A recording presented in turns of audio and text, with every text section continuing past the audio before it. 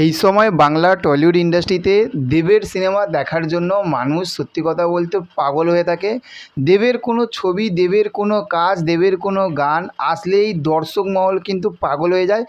আর দেবের অডিয়েন্স যারা আছে, আমরা দেখেছি বা আমি দেখেছি, তারা শুধু ইউটিউব বা সোশ্যাল মিডিয়ায় ভিড় করে না, তারা সবাই কিন্তু হলেতে গিয়ে টিকিট কাটে। এইটা কিন্তু আমি বারবার দেখেছি যে দেবের অডিয়েন্স।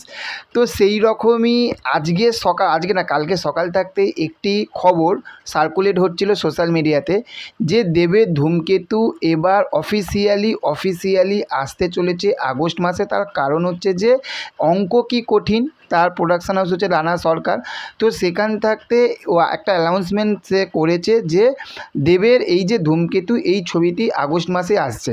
এই জিনিসটাকে নিয়ে আমি আগে ভিডিও বানাতে পারতাম, কিন্তু কেন বানাইনি, ওই যে রানা সরকার সে একমুখ এই দিকে একটা কথা বলে, ওই দিকে একটা কথা বলে, আমাদেরকে বারবার তো চিট করেছে, তাই না? তো তার কথায় আর বিশ্বাস হয়নি, বা এই রকম সোশ্যাল মিডিয়াতে কোনো জিনিস দেখে বিশ্বাস হয়নি।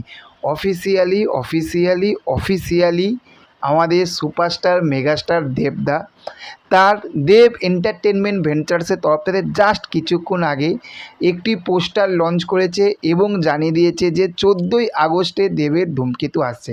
এবার যে পোস্টারটা এসেছে সেইটা একদম প্রথমে দেবের যখন ধূমকেতু যখন অ্যানাউন্সমেন্ট এসেছিলো, সেই যে একটা পোস্টার এসেছিলো, সেখান থেকে দেবকে দেখে আমরা অবাক হয়ে গেছিলাম। এইখানে যে পোস্টারটা এসেছে সেটা হচ্ছে দেবের পুরো ব্যাকগ্রাউন্ডে দেব একটা জায়গায় বসে রয়েছে। সেই যে এটা লাগছে, এটা কিন্তু বস দারুণ লাগছে। সিরিয়াসলি বলছি, একটা সামনের দিক পোর্শান, একটা ব্যাক দিক পোর্শান, এবং দেবকে সত্যি বোঝা যাচ্ছে না।